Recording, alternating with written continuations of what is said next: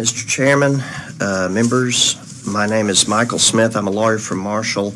I'm here testifying on behalf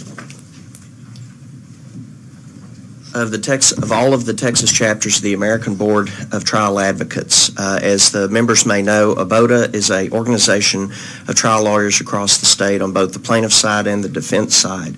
And the chapters got together a couple of months ago and looked at this piece of legislation and passed the resolution that is being distributed to you now, unanimously opposing this legislation. And the principal reason why is the organization opposes one-sided loser pays legislation. We don't go to a football game and ask the referees to only enforce the penalties on the home team or the visiting team. They're supposed to enforce the penalties the same way on both sides. And that's a message I've been asked to relay to the members from ABOTA. Personally, I wanted to add a little bit to that. I'm a rules guy. I practice in trial courts. I was chair of the local rules committee for the Eastern District of Texas for 9 years. I've edited the O'Connor's Federal Book for 19 years. So I pay a lot of attention to rules. And the thing about rules is we use rules to make the system more efficient, and we use rules to deter bad behavior. And I believe that this change from a rules perspective would do exactly the opposite of what we want a good rule to do.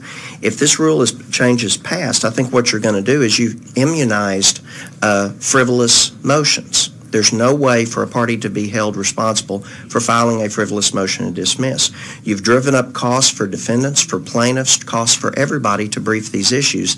And finally, I have enough trouble getting to my local district judge when I need to get a motion heard. If everybody can file these and there's no possible way you can be held accountable for a bad one, then I'm going to see that in every case, and it's going to make it harder and harder for me to get to my judge when I need to get to them on an issue that is not frivolous. Again, if the motions have merit, they'll be granted, but if they don't have merit and this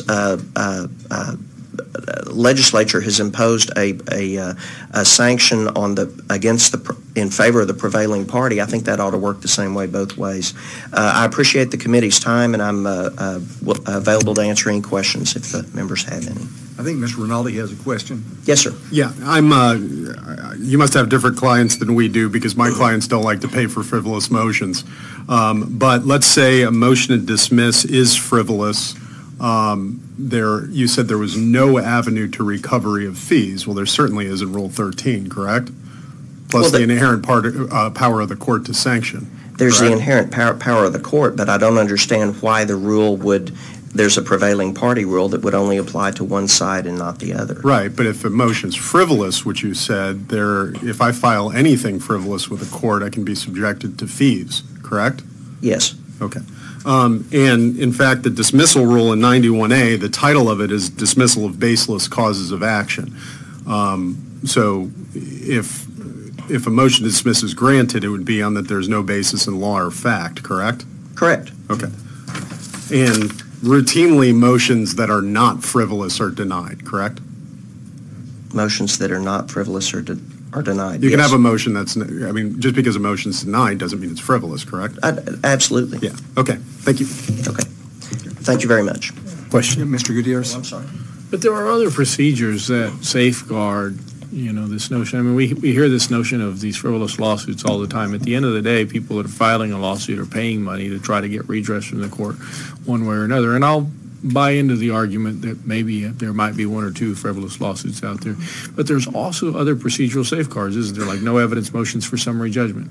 Yes, that's correct. There are other procedural safeguards, and all of those safeguards use the same procedures that Representative Rinaldi just referred to. We already have procedures. This procedure is creating a asymmetrical situation to where one party, if they file a motion, is subject to one standard, and if they win the motion, there's one standard. If they lose the motion, there's a different standard. And the problem is having a situation where you have a prevailing party requirement, but it's not really the prevailing party. It's only the prevailing party if they're on this side of the docket.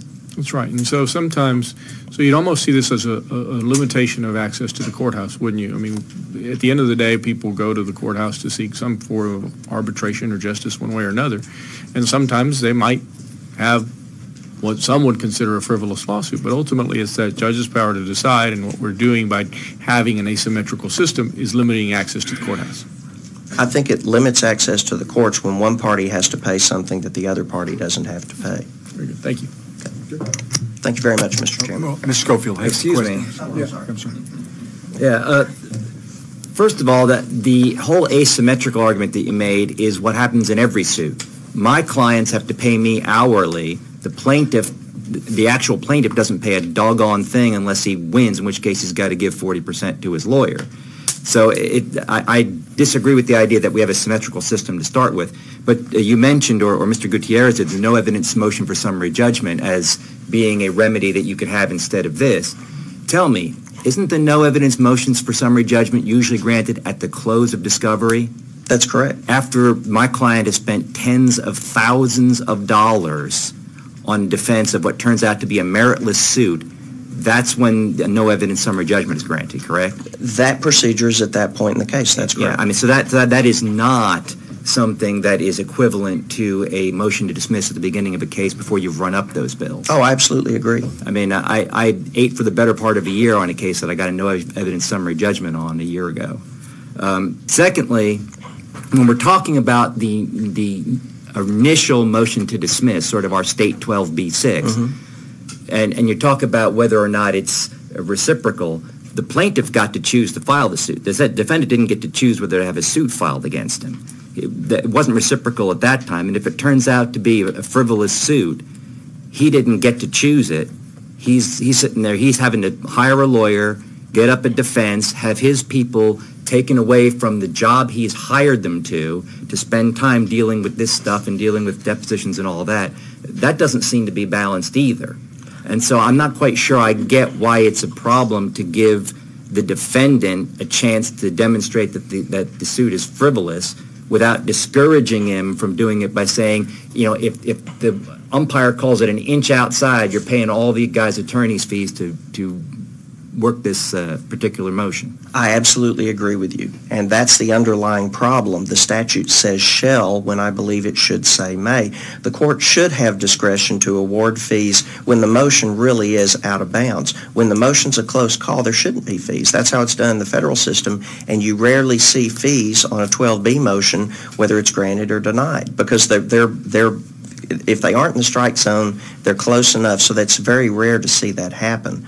And that, I think, is the underlying problem. This current statute does disincentivize defendants from moving, but it's a result of the using the word shall there. If you leave it to the discretion of the court through the ordinary procedures that Representative Rinaldi referred to, or simply by not having this mandatory cost shifting, you get to the same point. But it's the existence of the word shall in there that creates the mandatory cost shifting that is the problem when you take out when it becomes asymmetrical.